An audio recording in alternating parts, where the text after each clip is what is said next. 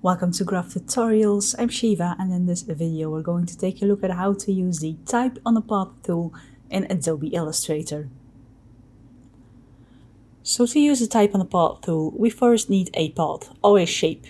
You can use a circle if you want to, but you can also make a path, which I'm going to do now. So let's go to the pen tool.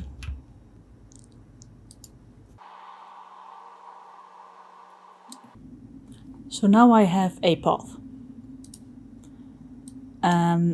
This path has a black stroke, but as soon as we're going to type on it using Type on the Path, the stroke will disappear. Also, if you have a fill, the fill will disappear. And Type on the Path is kind of easy. You can just select a type tool, and as soon as you hover on top of the path, you see that it changes into a Type on a Path tool. Other option to do so is go to the Type tool, keep pressing the Type tool, and then you can manually select the Type on the Path tool or the vertical Type on the Path tool. But you can just take your Type tool, and then if you hover on top of your text, on top of your path, it will change and you can start typing.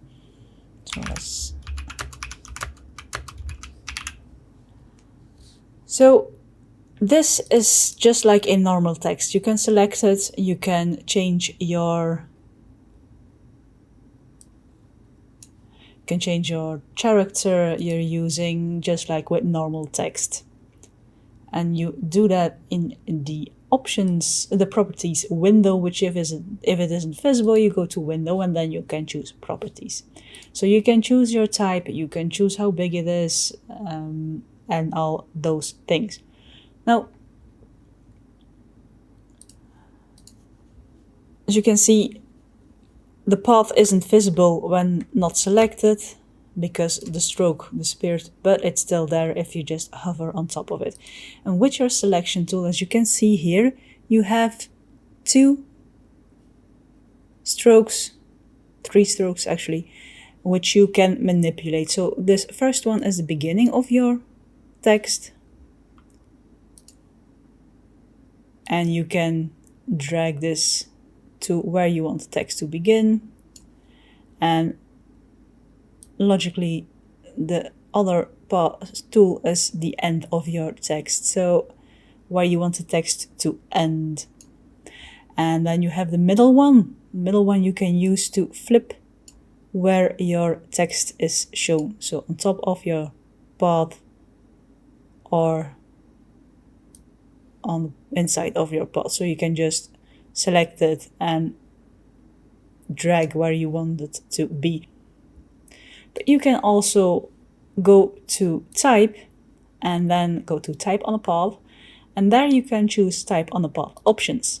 And in the options you can do several things. You can also choose to flip, and let's check the preview so we can see what it does. So it flips your text just like what you did with the middle anchor thing. And you can choose where it aligns to your path. So it's standard on baseline, and then you have ascender. Ascender aligns it along the font's top edge, so the top of your font. The descender option aligns it along the font's bottom edge. And then you have center, which aligns it on the center of your type. And you have the baseline, which is just the baseline of your text, and that's the default setting. You can also adjust the spacing of your text here, make it bigger or smaller.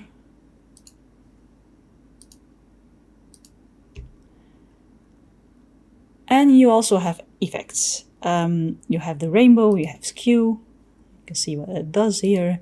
You have the 3D ribbon, you have the stair step, and then you have gravity, which, yeah, it's a bit weird, but default is rainbow.